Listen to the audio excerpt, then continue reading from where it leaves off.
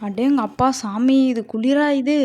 தை குளிர்ல தான் தர நடுங்கும்பாங்க. ஆனா எனக்கு மார்கழி குளிர்லயே தர நடுங்குற மாரி ஃபீல் ஆகுது.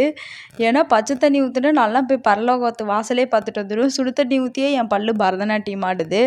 ஒரு வழியா எப்படியோ குளிச்சுட்டு வந்து ரெடியாக ஸ்டார்ட் பண்ணிட்டேன். குளிச்சுட்டு வந்து ரெடி ஆகுறப்ப தான் பார்த்தேன், ஊத்துற பனிக்கு நிலம் வறண்டு போகுதோ இல்லையோ, நம்ம கை கால்லாம் நல்லா வறண்டு, கோலமாவே இல்லாம நம்ம கையிலலாம் கோலம் போடலாம் போல. சொரிஞ்சா ஒயிட்டா வருது. சரின்னு சொல்லிட்டு அதுக்கு கொஞ்சம் பேச்சப் பண்ணிட்டு, இந்த ஸ்கூல் படிக்கிற டைம்லலாம் வந்து ஐலைனர்ல வந்து டிசைனா போட்டு வச்சுட்டு போவோம் ஸ்கூலுக்கு. சரி அந்த மாரி ட்ரை பண்ணலான்னு சொல்லிட்டு ஒரு ஐலைனர் பாட்டில் எடுத்துட்டு வந்தேன். அதில தான் பிரஷ் சின்னதா இருந்தது. சரின்னு சொல்லிட்டு ஓப்பன் பண்ணி பார்த்தா, அதுக்குள்ள ஐலைனர் இல்ல. சரி போய் வேற பாட்டில் தூக்கிட்டு வந்து அதிலருந்து எடுத்து போட்டு பிரஷ் இதில யூஸ் பண்ணிக்கலான்னு, அந்த பாட்டில் எடுத்துட்டு வந்து உடைச்சு கொண்டு போய் ட்ரெஸ்ஸிங் டேபிள்குள்ள ஒளிய வச்சுட்டேன். என் நேரம் எது கை வச்சாலும் எப்படிதான் என் கையிலேருந்து தவறுதுன்னே தெரியல. எப்படியோ உடைச்சிடுறது. இந்த பிரேஸ்லெட் போடுற நமக்கு தான் இந்த கஷ்டம் தெரியும். அந்த பிரேஸ்லெட்ல மாட்டுற கொக்கியும் மாட்டாது. அந்த வளையமும் நம்ம கையில சிக்காது. அது போட்டு முடிக்கிறதுக்குள்ளாரயே நமக்கு போதும்ன்னு ஆயிரும்.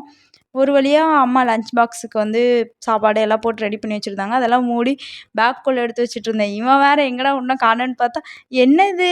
என்ன இருக்கு உள்ள?" அப்படின்னு சொல்லிட்டு வந்துட்டான். "ஒண்ணும் இல்ல போ" அப்படின்னு சொல்லிட்டு கருப்பு கவுனி அரிசி கஞ்சி குடிச்சிட்டு ஆஃபீஸுக்கு கிளம்பிட்டேன். வரப்போ வந்து அப்பா வந்து பிக்கப் பண்ணிட்டாங்க. வரப்பயும் சரியான குளிர் தான். எப்படியோ மம்மி பொம்மையாட்டம் சுத்தி கித்தி எங்க அப்பா கொண்டு வந்து வீட்ல விட்டுட்டாரு.